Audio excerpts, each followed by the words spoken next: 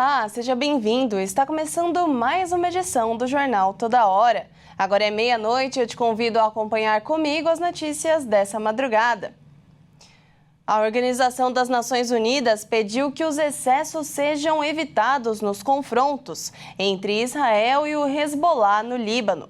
A Agência Internacional de Energia Atômica informou que nenhum impacto radiológico decorrente dos ataques havia sido observado. O secretário-geral da ONU, Antônio Guterres, pediu nesta segunda-feira moderação diante do aumento dos confrontos entre Israel e o movimento pró-iraniano Hezbollah no Líbano, em meio à guerra de Israel e Estados Unidos contra o Irã. A informação foi revelada por seu porta-voz, Stéphane Dujarric. Pedimos a máxima moderação e pedimos que as partes respeitem o acordo de cessação das hostilidades, afirmou Dujarric. O porta-voz militar de Israel, Efi Edefrin, disse que todas as opções estão sobre a mesa, quando questionado por um jornalista se Israel pretendia expandir seus ataques ao Líbano para uma ofensiva terrestre. Os bombardeios israelenses contra bastiões do Hezbollah no Líbano deixaram pelo menos 52 mortos e 154 feridos, segundo um balanço oficial divulgado nesta segunda-feira. O registro anterior contabilizava 31 mortos e 149 feridos. Os ataques nos subúrbios da capital Beirute e em áreas do sul e do leste do país obrigaram 28.500 pessoas a fugir de suas casas, afirmou a Unidade de Gestão de Desastres do governo. O conflito no Oriente Médio já causou um salto internacional nos preços do petróleo e pode resultar também em uma valorização do dólar. Essas mudanças podem impactar na economia brasileira e gerar nova pressão sobre a inflação que estava sob controle. A escalada da guerra no Oriente Médio e o fechamento do Estreito de Hormuz já mostraram os primeiros efeitos econômicos. A interrupção da navegação na principal rota marítima para o escoamento do petróleo do Oriente Médio acendeu um alerta nos mercados internacionais. A medida pode elevar o preço dos combustíveis e encarecer produtos e serviços ao redor do mundo. Os preços do petróleo dispararam, com o barril do Brent subindo mais de 7,5% e se aproximando de $80. E o dólar também subiu e passou dos R$ 5,15. Essas mudanças podem causar um impacto no bolso dos brasileiros. Com dólar e petróleo mais caros, cresce a expectativa de aumento nos preços de combustíveis e de energia, que tem efeitos indiretos sobre o transporte, a indústria e até o agronegócio. Especialistas preveem que essa pressão sobre a inflação brasileira pode começar a aparecer em cerca de um mês, a depender da intensidade do conflito e de quanto pode durar o fechamento do Estreito de Hormuz. No último levantamento, do fim de fevereiro, da Agência Nacional do Petróleo, o preço médio da gasolina atingiu R$ 6,28 o litro. Já o óleo diesel S10 tem preço médio de R$ 6,09 e o etanol R$ 4,63. Caso os preços se mantenham elevados, o Banco Central do Brasil também pode desistir de reduzir os juros na próxima reunião do Comitê de Política Monetária, mantendo a Selic no maior patamar em 20 anos e desacelerando ainda mais o crescimento da economia brasileira. O ministro da Fazenda, Fernando Haddad, garantiu que a guerra no Oriente Médio não deve impactar na economia brasileira imediatamente. Ele disse que é preciso acompanhar com cautela a duração da ofensiva. Para o ministro da Fazenda, a economia está em bom momento de atração de investimentos e não acredita que possa causar grandes impactos no curto prazo. Mas ele ponderou que é difícil prever o desenrolar do conflito e que a pasta está analisando, com cautela, a questão para estarmos preparados para uma piora do ambiente econômico. O Estado da Fazenda está acompanhando, evidentemente que a escala do conflito vai determinar muita coisa, né?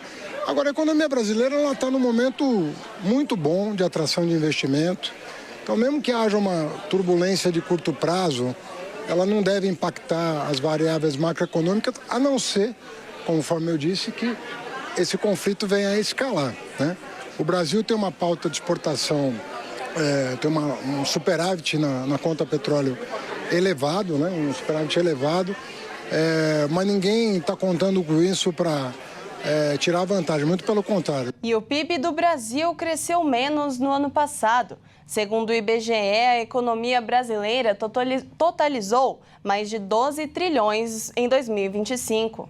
O Produto Interno Bruto do Brasil cresceu 2,3% em 2025. De acordo com o IBGE, Apesar do resultado representar uma desaceleração em comparação a 2024, quando o Brasil cresceu 3,4%, o número marca o 5º ano seguido de crescimento da economia brasileira. O Instituto Brasileiro de Geografia e Estatística revelou que, em valores correntes, a economia brasileira totalizou 12 trilhões e 700 bilhões de reais no ano. No 4º trimestre do ano, o PIB cresceu 0,1% em relação aos 3 meses anteriores, mantendo-se praticamente estável. O principal destaque ficou com a agropecuária, que registrou um crescimento de 11,7% em 2025, resultado dos aumentos na produção e dos ganhos na produtividade de várias culturas, com destaque para o milho e a soja, que alcançaram recordes no ano. O setor de serviços, por sua vez, apresentou um avanço de 1,8% no ano e registrou um crescimento de todas as atividades no ano passado, mesmo com o alto nível de juros. Entre os destaques estavam informação e comunicação e atividades financeiras, de seguros e serviços relacionados. A indústria teve um crescimento de 1,4% ao ano, apoiada pelas indústrias extrativas, que registraram um avanço de 8,6% no período com o impulso da extração de óleo e gás. O segmento de construção também contribuiu para o avanço do setor. O aumento da longevidade está impulsionando a economia local em comunidades. Brasileiros acima dos 50 anos que moram em periferias vivem mais e trabalham por mais tempo. Esses são os principais resultados do estudo Velhices Periféricas realizado pela Data8, uma empresa de pesquisas e inteligência de mercado voltada ao comportamento do consumidor. Para chegar a esse diagnóstico, a equipe reuniu dados coletados em pesquisas quantitativas e qualitativas sobre comportamento, consumo, saúde, trabalho, cuidado e tecnologia entre brasileiros de 50 anos ou mais das classes C, D e E, e aprofundou o levantamento com entrevistas presenciais na Grande São Paulo. De acordo com o estudo, a aposentadoria é a principal fonte de renda para apenas 3 em cada 10 pessoas acima de 50 anos nessas classes sociais, e os demais continuam trabalhando. Os dados apontam para uma geração que mantém a economia em movimento enquanto envelhece com menos saúde, renda e proteção social. A renda média mensal nas classes C e D é mais baixa em comparação às classes A e B, mas esse público movimenta cerca de 180 bilhões de reais nas comunidades onde vive. As classes C e D consomem mesmo com acesso limitado a produtos financeiros, relatam que não se sentem representadas pelas marcas e produtos, mas ainda assim compram eletrônicos, remédios e alimentos. O envelhecimento nas comunidades brasileiras também tem um perfil definido. Entre as pessoas com mais de 50 anos das classes C e D, predominam mulheres, em sua maioria pretas e pardas, que vivem com filhos e netos e frequentemente ajudam a sustentar a família por várias gerações. Elas organizam o cotidiano a partir da fé, especialmente a evangélica. Apesar desse papel central, muitas vezes se sentem solitárias e acabam encontrando mais apoio na religião e na comunidade do que na própria família. Essa edição do Jornal Toda Hora fica por aqui. Acompanhe nosso canal no YouTube, onde você pode conferir todos os nossos jornais e se manter bem informado. Nos veremos novamente às 1h35 com mais notícias. Até logo!